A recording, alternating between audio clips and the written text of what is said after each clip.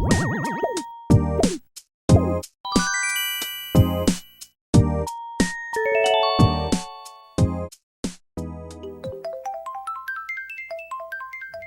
been thinking about Winx Club a lot recently. With the upcoming reboot next year, only one teaser revealed, some animation leaks, and so much concept art floating around, it's got me so curious to see what Rainbow have in store for the series. See, Winx holds a strange place in my heart for being something I remember seeing, but not necessarily watching as a child. I didn't actually properly watch seasons 1 to 3 until I was a teenager, and regrettably World of Winx as an adult when I didn't know any better. Winx would occasionally come up on Pop, if any UK or Irish viewers might remember that channel. And to be honest, I was mostly waiting for either Totally Spies or Sonic Underground to come on, so I didn't pay too much attention to any of the episodes. But despite my late interest into the series, it always holds a special place in my heart for its bold choices in storytelling, very wacky and paced scenes and dialogue.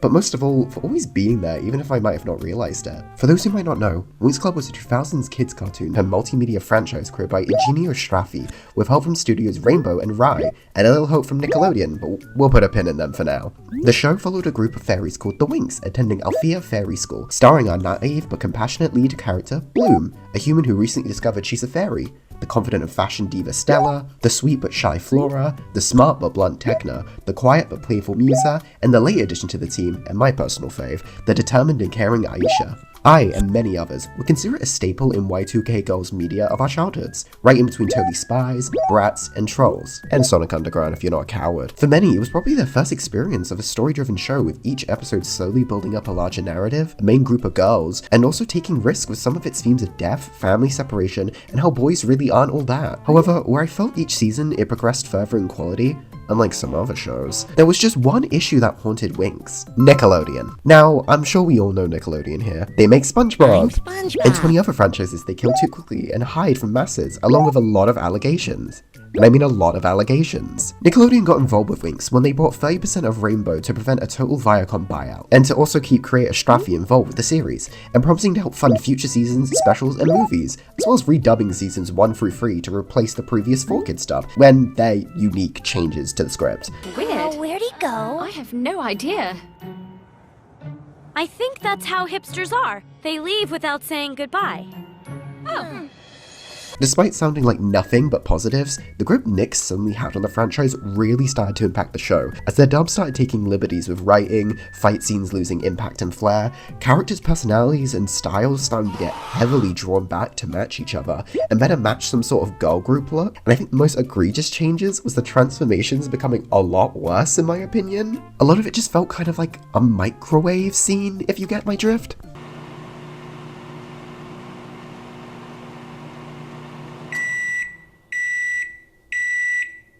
I think this all became very clear after the airing of season 4, where you could really tell it was a season that had ideas and potential, but a lot of changes and reductions were made due to Nickelodeon's involvement. The biggest example being Roxy. She was a new fairy character who was possibly set to be the 7th member of the Winx Club, or even inspire a new sort of Bloom-like character that would go on her own adventures and form her own group. Just one little problem. She kind of became nothing in the season she was introduced in, and was just slowly wiped away from the show outright, becoming nothing but a background character. If you want a more in-depth look and analysis of everything Nickelodeon did to Winx, I would highly recommend watching How Nickelodeon and Censorship Sabotage Winx Club by Juno Moth. Plus, they have a really nice speed paint of Bloom going on in the background. However, as of 2023, Viacom sold its 30% share back to Rainbow, so with full control again, they've set out to restart the series, and I can't wait to see what they might cook up this time. And to go along with that hype, I want to see my hand at designing the Winx crew in my style. So without further ado, let's get into it.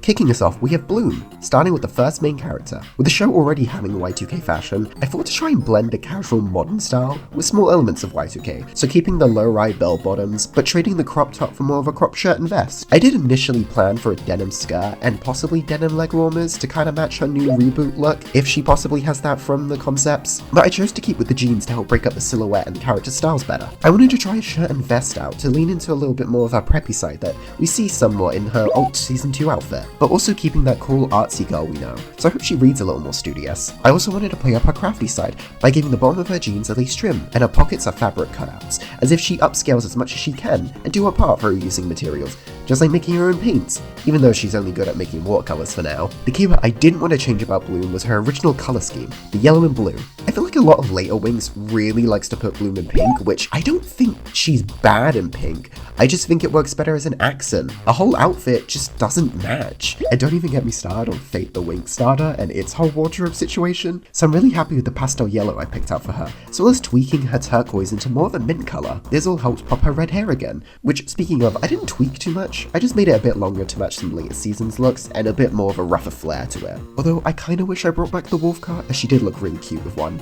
I also think the little crown hair clip to hint at her future Winx form was a cute touch. The sandal wedge shoes stay no matter what, because I think it helps give into the free spirit angle of her, as well as making sure she's hurt whenever she's running around. And my favourite detail was giving her freckles, as none of the core 6 really have any, and I thought Bloom would look the cutest with them. And here's the final result. Despite struggling to settle on ideas, especially the poses, you might have seen that at the beginning, I was struggling there, I'm really happy with how she turned out, especially her colour palette. She definitely comes across as your average girl from Gardenia, but they don't know that she is a secret, and the fact that she can transform into a fairy.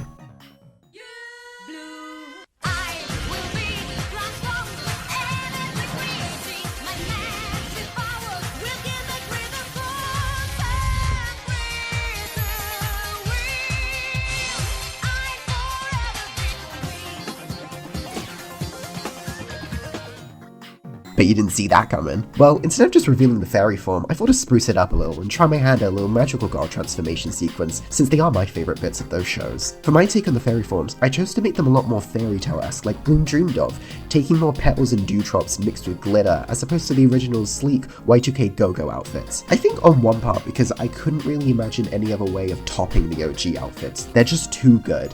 But on the other hand, I was really thinking about rewatching the Tinkerbell movies recently, so I just decided to mix that idea in there. For Bloom, I originally planned more of a blouse reminiscent of her Enchantix form, but it ended up looking a bit too busy, so I went with more of a mix of her old design elements with an athleisure style by referencing a tennis dress. Admittedly, it does look a bit like she's just wearing Rosalina's tennis dress from Mario. Her boots are now more open-toed and makeshift with ribbon, and I added a white gradient to try and make a more interesting pattern, but I do wish I maybe used a darker blue or orange instead, as she reads a lot more wintry now, but hey, that does help contrast the fire a bit more, who knows. Either way, I'm really happy with her and I hope you like it too.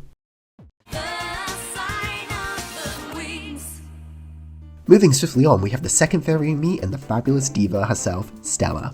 Now, Stella's probably my second favourite character in the series, as I really love the inversion of the mean bully archetype with her. She fills the role of what your usual kid show bully would, being the pretty blonde who's entitled to everything, wants more, skips out responsibilities, and says whatever comes to her head about people. But I love how they skipped that in favour of making her just care about people, especially with how they make Bloom her closest friend. While Stella can be a bit of a diva, she is a pampered princess still learning how to stand on her own. While she might have a sharp tongue, she doesn't mean to be rude all the time, and she tends to play defensive usually, hiding her insecurities and troubles to put on a confident and proud persona, just a girl trying to find herself in a place to fit in. I just really like early Stella, and I think she's such a good character. Getting back to the speed draw, I wanted to swap her Cali beach style for more of a boho chic sort of look, as I thought it'd help her read a bit more influencer-ish, which she's always been giving a little of. So she's wearing a simple tank top with a see-through green top as well, a slightly ruffled skirt with some thick platform boots inspired by Yasmin from Bratz. I also thought to give her a flowy headband instead of her classic one, just to mix things up. She's also decked out in clunky gold earrings and a belt just for the flair of it. You might have also noticed the bow ribbon choker she has, which is similar to Bloom's. Well, I imagine it'd be something Stella made for her and her friends to share and link them all together. For colours, we're keeping it traditional again, using browns and magentas as accents to help pop those orange and greens. I also gave her more of a darker tan, as I thought being the fairy of light, she'd probably enjoy seeing out the sun a lot more. That or tanning beds. And here's the final result. I went in fearing Stella the most, as I couldn't really think of many ways to change her outfit, as she just screamed perfect to me in the original design. But she has one of my favourite casual outfits out of everyone, and just looks so pretty. But now let's see what her fairy form looks like.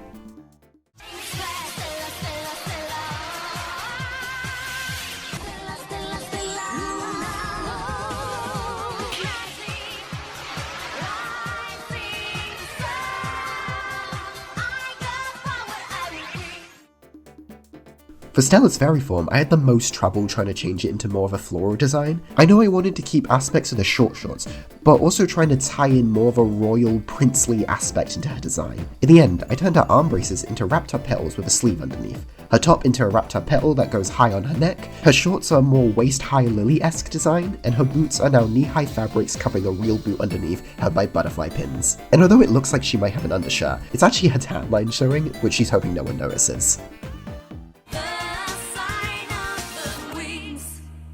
As you might have guessed by now, I'm doing the characters in order of their appearance in the show. So next up is fan favourite Flora. Flora's always been the one member I see the most of, which I can't really blame. She has such a simple yet gorgeous design, and it's just such a nice character, being sweet, optimistic, supportive, studious, and a little shy. For her design, I ended up not liking the final result too much, as I don't think I changed enough and I played too safe around the original series. My initial concept was for a much more frilly, delicate outfit, with a cropped ruffle top with some elbow-length sleeves, a layered lacy denim skirt, and some thick platform sandals, kind of like strawberry shortcake pattern in there, with ribbons. But I felt that was way too drastically out there for Flora, so I kept the frilly top design, but I changed her skirt into more of a layered ruffle skirt, tied up with a gold belt, and some sandals that are just pink, but they still have the ribbons. The only new addition would be her pink neck bow. For her colours, I kept it safe to the original, but then again, green and pink just work that well together, which is also probably the reason for all the strawberry motifs she had. Even with her hair, I didn't really know what else to change, so I just kept it that very long, flowy, elegant-esque style she had, although maybe not as rough on the bangs as the original. And here's the final result. Like I said, she's not my favourite casual outfit of the group, and because of that it also meant I didn't really have much else to say about it, but I still think she turned out cute. And besides, I'm a lot more happier with her fairy form.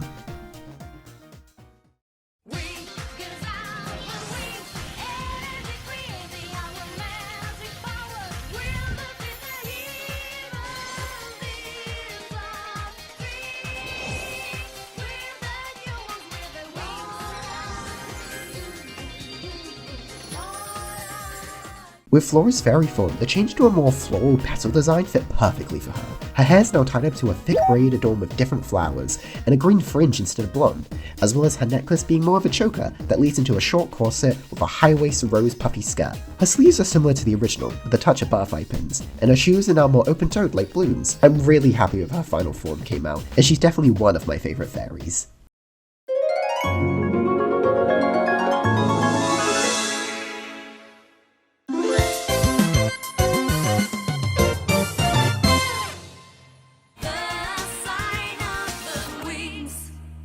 Coming up to our fourth character, it's Tecna. She was the one I actually set out with the strongest idea of her style compared to the others. Since Tecna was already serving future Y2K back in the original, I thought I'd change her style up to Y3K, our modern equivalent of that. This meant playing up the sporty elements of her outfit, so she has a higher cropped jacket over a small spacey looking romper, with some future looking cowboy chaps that taper in to show off her thick chunky sneakers, where I kept in the original freeline heel design. I couldn't really decide if I wanted her hair to be half shaved or shorter on the side, so I decided to slick it back and then throw in some green hair strands for visual flair. For a colour scheme, she's not my favourite of all of them. It does get the job done, but she does feel a little all over the place, with more of an emphasis on darker purples than lilac silver I wanted. She also gives me a bit of Ava Unit 1 from Evangelion going on here. You have to get in the mech, Tecna. And here's the final result. Overall, not too much I could really say about her. She sort of speaks for herself. As much as I do like the final result, I do think I could have decluttered her waist a little bit more in retrospect, working in some of those sharper shapes like triangles more naturally than just so abruptly, but there's always next time. But how's her fairy form look?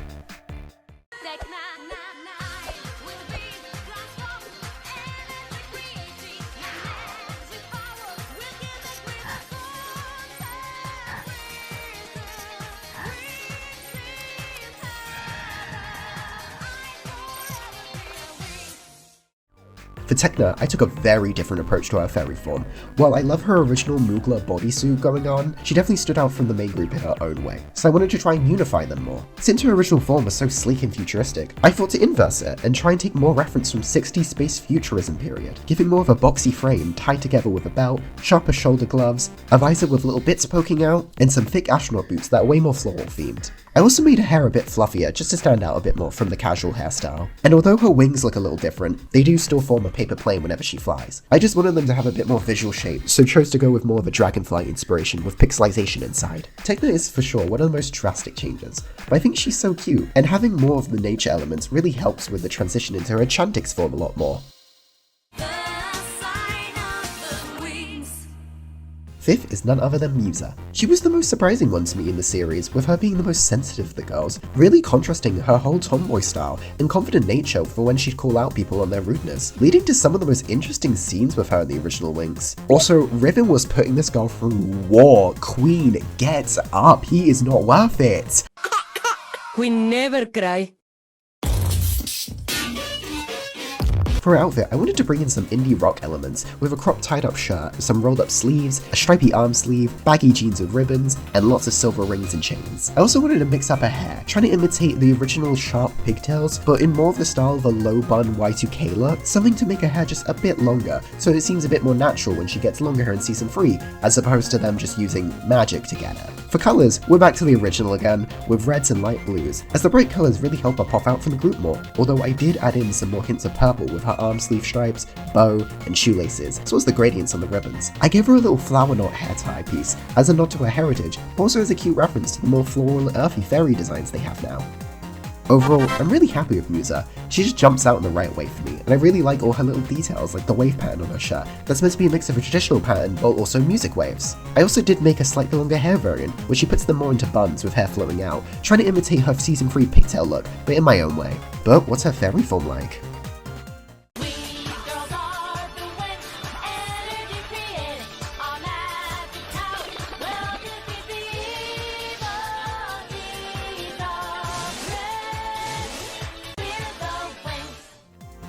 With Musa, I took a slightly different approach, as I felt her OG fairy design was the one that fit most perfectly with Winx's style. You literally have the music fairy in a go-go dancer outfit, it's perfect. So to mix up, I thought to try and incorporate more of an 80s dancer style to her, as well as a little bit of martial arts in there. So I gave her some petal bell-bottom jeans that flare out and show off her white boots with butterflies on them, a top that's meant to have elements of a keep out, as well as some flower bangles, gold chains, and lily bun covers, really tying in that martial arts and disco dance at the same time. I'm really happy with how all of it turned out, and she's definitely my second favorite fairy design.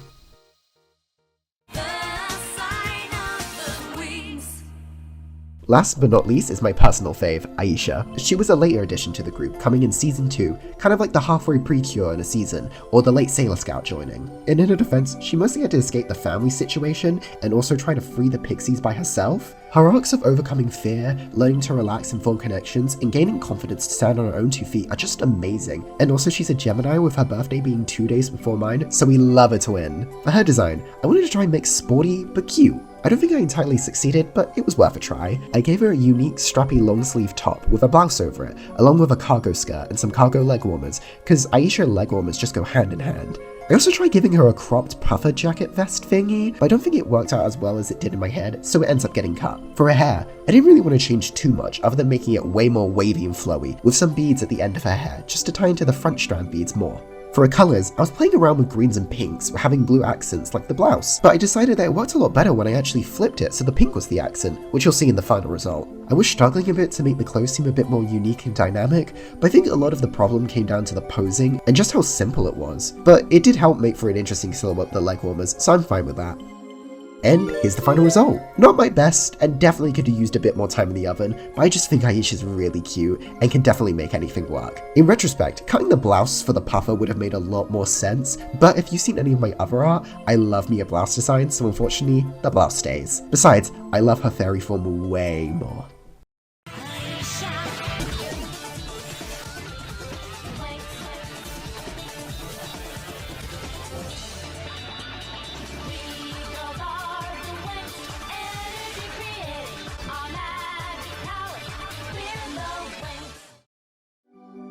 Aisha is hands down my favourite fairy transformation and fairy form of the whole group. I chose to go with this sort of swan lake ballet approach with it, giving her some puffy shoulders with these long drapey sleeves, a high waist skirt that peaks the shorts underneath similar to her OG design, and these thigh-high ribbon petals with white boots underneath. And the whole white gradient works so much better on Aisha's green than it does on Bloom's blue. I also wanted to make her hair a little different from her base design, giving her some edges, and choosing to make it thicker in volume like princess jewels that you might see in anime.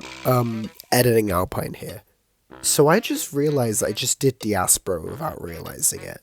Like, that's just her hairstyle. I just gave Aisha Diaspora's hairstyle. I didn't mean for that. I clearly just kind of unsubconsciously took that element, because that was probably the only thing I liked about Diaspora. but I did that. So just pointing out for any comments do, yes, we did just steal her hair. But what's she can do about it?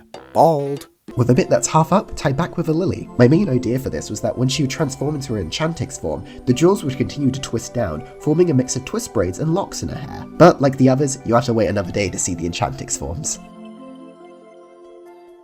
And with that, all the Winx Club are done. I definitely love how Aisha and Musa's fairy forms turned out, but Stella's definitely my favourite casual form, but I'm also curious to hear who you like the most, even if it's just their casual outfits, as I'm sure my idea for the fairy outfits might be a bit out there compared to the original, but also let me know any thoughts you might have on the reboot so far, even if we don't have much news about it right now. I also just wanted to say sorry for the long gap between the last video. I got a bit busy with work, which then got topped off with a cold, which I'm still recovering from, so hopefully my voice didn't sound too off this video. I plan to try and get one more video out by the end of the year, so be sure to keep an eye out for it. But I hope you had a good time watching and a great rest of your day. Don't forget to comment, like, and subscribe, and I'll catch you next time. See ya!